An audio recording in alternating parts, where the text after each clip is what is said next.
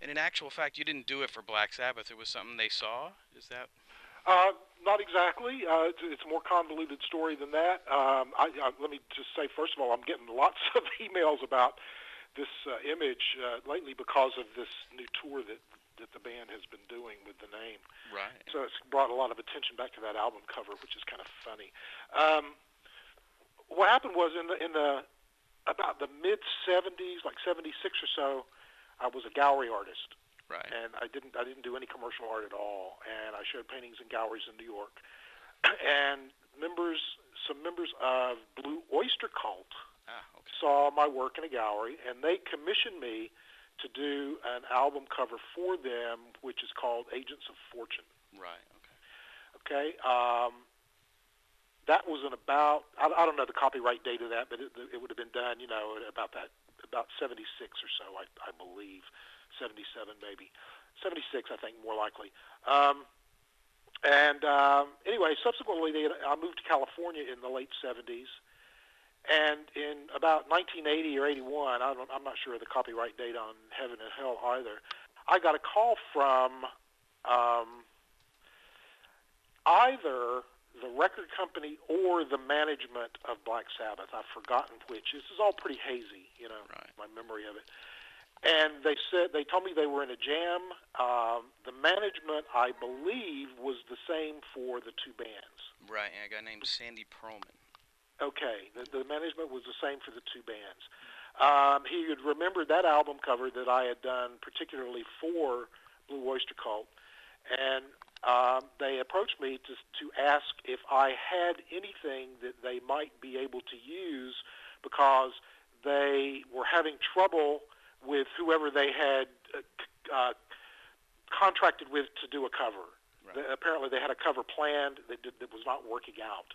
So they approached me. Like I say, I don't know who it was exactly, but they approached me, and as it happened, I had the Smoking Angels painting in my studio, a painting that I had done maybe a year before. Okay. So I proposed that to them, sent them a picture of it, and that's what they chose to use. All right. Was there any going back to it and embellishing it in any way or? Not in any way whatsoever. The only thing that was done is if you go on my website, you will see the original painting. Oh, okay. And it's not listed under Black Sabbath or Heaven and Hell anyway, or anything like that. It's just embedded in the archive of my work in one of the groups of paintings I did, which is how I would have done it before Right. it was used commercially.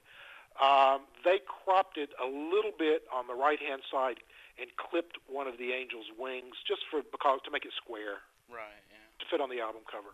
Right. Right. What's the size of the original piece? The size of the original piece was like 6 feet by 4 feet. Oh, wow. Big painting, Wow. Wow. Did an you have actual painting.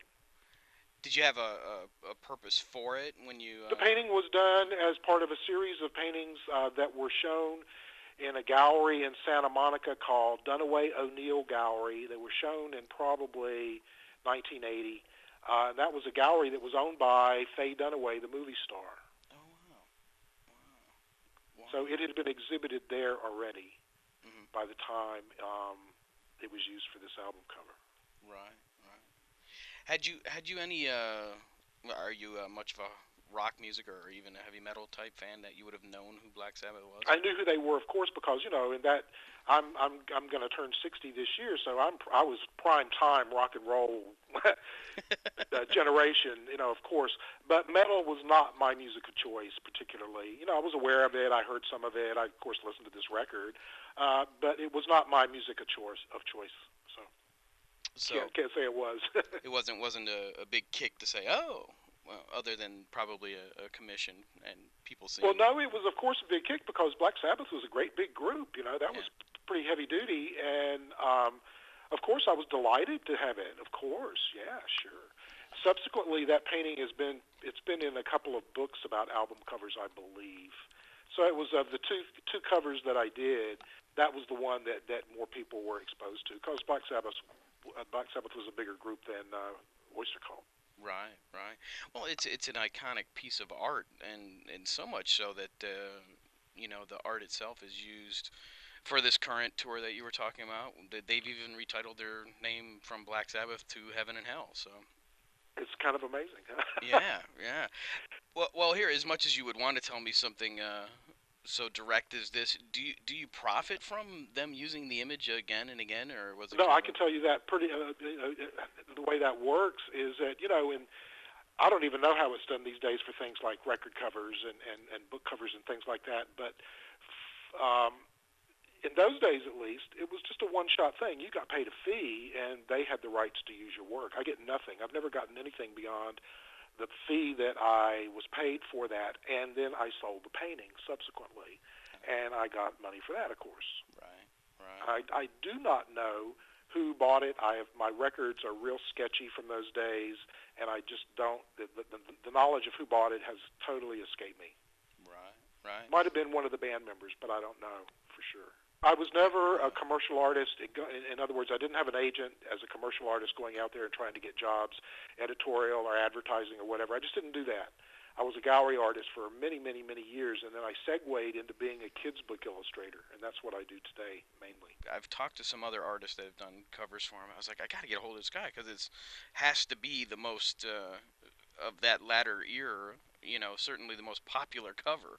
Oh, I've Uh, heard that, and I think that's great. I'm real flattered by all of that. yeah, well, your work is on. I was just up in New York. They did a show to record for a live album, and there must have been 15,000 of T-shirts with your painting on it. So Isn't that something? I really should get in touch with the band and say, can I have a T-shirt, please? I'd love it. I'd love it. I'd love to get a T-shirt or two. That'd be really fun.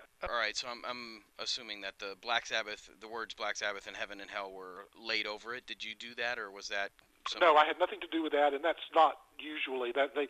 All of these places have graphics departments. They have art departments, and then within the art departments there's a graphics department, and the graphics people did all of that, imposed all of that. All I did was provide them with. I either provided them with the transparency, a big 8 by 10 transparency of the painting, or or they had the painting brought to them and photographed it and sent it back to me. I am real hazy about all of that because over the years I've had so much stuff photographed. I just can't remember. Right, That's a long time ago. This is 1980 we're talking about, a long time ago. right, yeah, Yeah, 27 years ago. yeah, a long time ago. This is nothing I can expect to make money from anymore. So, Right. I signed away whatever contractual rights I had when I got paid to do the work Ah, okay. to let them use it. That's the way that works. It's commercial art is the artist. The kids book thing is something different because you own the copyright. The Right. artist owns the copyright. The author and illustrator own the copyright for their respective parts of the work. But for standard commercial art, the copyright is part of what the people are buying, Okay. and it's pretty rare that people have they can sell the original, but they can't reproduce the original again and make money from it in their own way. Everything was geared to the contractually. Everything is geared to the advantage of the record company. Well, yeah. It's even true for the musicians, isn't it? So Yeah. same thing. Oh, yeah. Same thing. Okay, so this piece of art has been certainly of influence, if not completely pilfered by other album artists and stuff like that, and some have just taken bits and pieces of ideas. I, I guess the question is, have you noticed the influence that this piece of art has had on other album covers I'm and things? astonished. No, I've never thought about it in Huh? any way. Never thought about it. Never occurred to me. Yeah. I've never noticed. Like what? Give me, Uh, give me an example. all right. The first one that pops in my head, it's obviously not a copy, but the idea. There's an angel smoking. It's a baby angel smoking on the cover of Van Halen's 1984 record. It was called. Well, I've noticed that, and it never. I've seen that record, and I've just never even thought about it. Uh, I mean, it's not a difficult concept. no, no. I So, mean, really. yeah, That's yeah. really, really funny. Really funny. Uh, Uh, all right. So, this painting was part of a group of paintings that were all shown together, and one of them, for example, was um, a magician holding his finger out, and there's a flame, coming off the tip of his finger. okay. Um, there was a painting of a little baby being pulled in a cart by a chicken. I mean, I did strange images. Right.